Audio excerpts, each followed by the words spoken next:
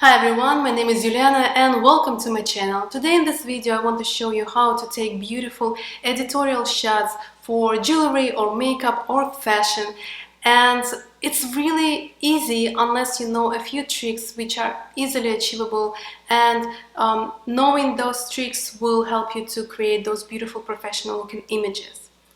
Okay, so the idea for the first set inspiration came from color lilies that I got, those beautiful purple color lilies.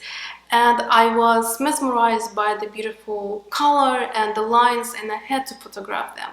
So for the first set, I chose black background because I wanted to emphasize the kind of shape, and I chose the black top to not remove attention from the clothing that I wear, because in order to highlight only the lines of the body and on the jewelry and the flowers itself. So also in order for everything to look harmonious, I use the colors of the flower for my makeup as well. And I also suggest in many of my videos to pay extra attention for the styling and everything, because as a photographer, you're a painter, you create. It's important to set the light nice, of course, it's all important, and knowing your camera as well, but make sure that all little details would come to styling and hair and makeup of your subject, they all very important, and I talk more in depth about that in the video, why your images does not look like in the magazine.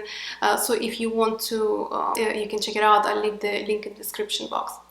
Okay, so as I mentioned, for the first set, I wanted to do black background, and I was planning on posing with the lilies against my skin, just because I wanted to highlight, emphasize the fragility and softness of the flower against the skin. I thought it would be very nice, and it's not something new. You can see a lot of beauty shoots, especially for some skincare, with the flowers, because the flowers goes against the skin, really make the overall image look gentle, delicate, and fragile in a beautiful way. So firstly, I started to work in a landscape mode just because of the pose I thought to take in, because as I mentioned in my previous videos, again, almost always I plan my shoots. I'm thinking what kind of poses there will be, what kind of set there will be, so I'm always prepared when I shoot, even when I'm doing demo shoots like this for the video or for my Instagram. So originally I wanted to use two lights, one main light in front, which is a beauty dish, and another a hair light to separate me from the background a little bit. I tried, but I didn't really like it. I didn't really like the effect of it, so I decided to stick with one light, only the front light. Okay guys, so here's the set. Don't mind the second light, the background light. You see there's two flashes, but background light, I didn't really use it. I didn't really like the effect it was giving me, so I stick just with one light. So the light that I've used is Beauty Dish, and you see it's bare. And I use my speed light with it, and I use it with power 1. And for the table, I use just my makeup table that I usually, whenever I have a makeup artist, they use it. So that's what I used to take picture with. And you see there's my remote, and there's my flowers, and I sit at the Apple box, and again my iPad to see my images. And here is my camera, and I'm in the process of shooting. So yes, just one light as always gives you very beautiful result.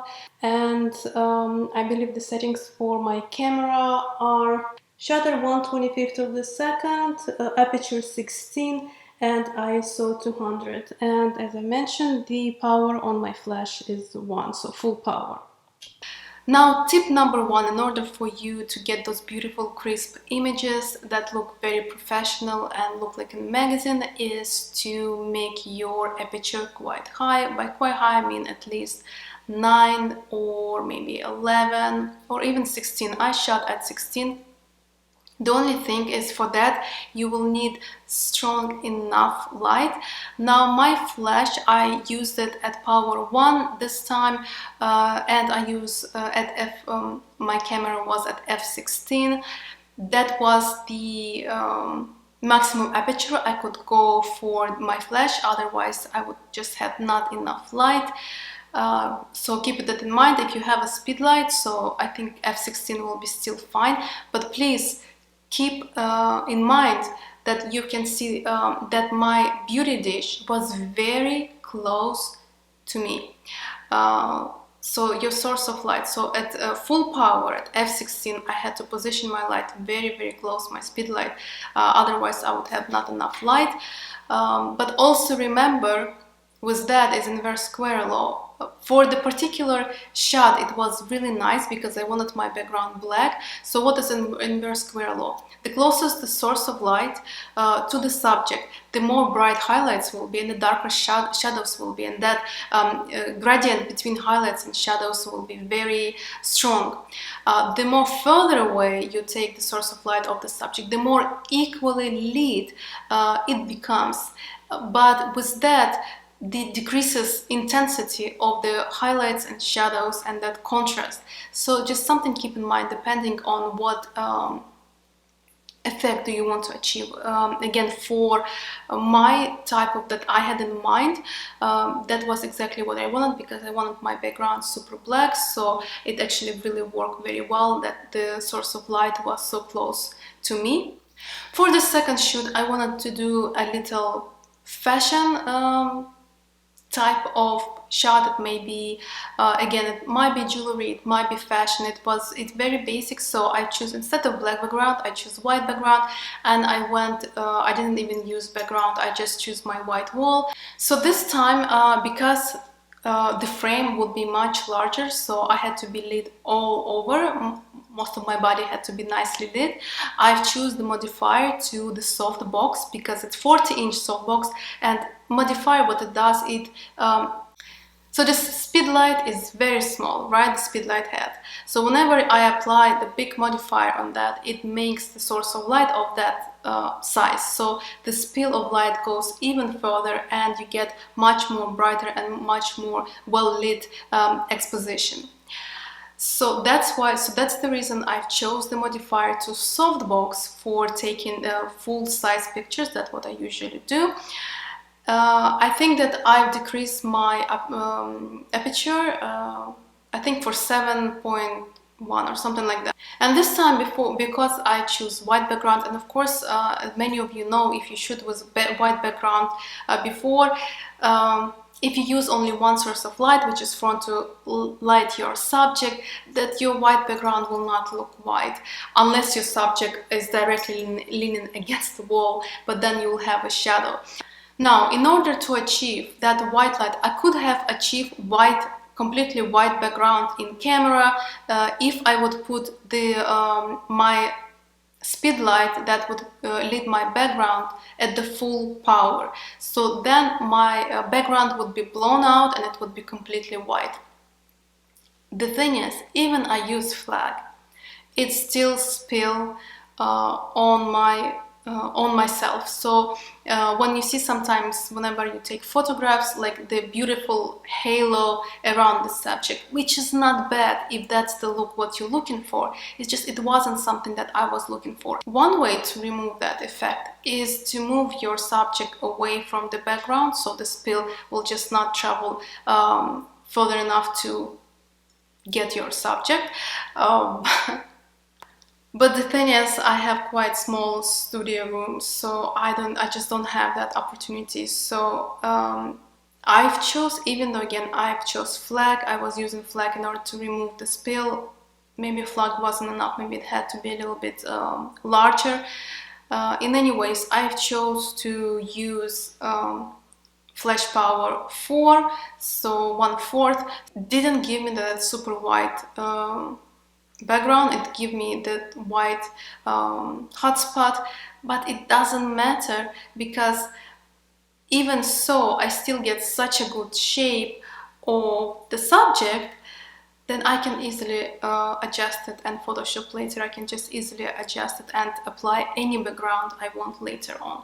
So that's the reason why the original background was not completely white.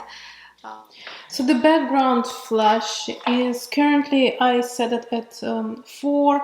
As you see, okay, the 4, as you see here, is not enough to completely whiten background. But the reason that I leave it at 4 and don't crank it all the way to 1, because when you put the white, it's quite white. Because of there's, even I put the flag on, it's still spill, that you can see that halo around the subject. And it's not a bad thing if that's what you want, but it's not what I wanted for this shoot. So to me, it's I just lighten up the background, and in order for me then to make it very, very easy to change background to whatever color I want in post-production, because obviously subject in this background scene so well, it's so clean up this background will be very easy. I'll just have to select it and put whatever background I like. Oh, I forgot to mention that for my close-ups I use my 70-200 Canon f4, and for the fashion part of it I use 50mm 1.8, in case that you were wondering. I think that's about it. To conclusion, you see, it's really easy. Remember, to have those nice crisp shots, your aperture has to be quite high. That's one of the key, and you have to use quite strong light to make sure that with high aperture you can still achieve that nice well-lit effect. So I would say those two things are very important. When you will achieve them, you will get the nice crisp editorial looking shots. Okay, so I think that's it for the video. Hopefully you enjoyed. Thumbs up if you did. Share this video, it really helps to grow this channel. And let me know in the comment below which one did you like the most. And if you have any suggestions for the upcoming videos, I'll definitely consider it. And if you want to see more of my photography, please follow me on Instagram. It's at @UlinaChi_photo. And if you want to see edited images of the photo shoots that I'm taking for my YouTube, you can see it on my Instagram as well. Yes, and subscribe if you haven't already. And I really hope to see you next time. Bye!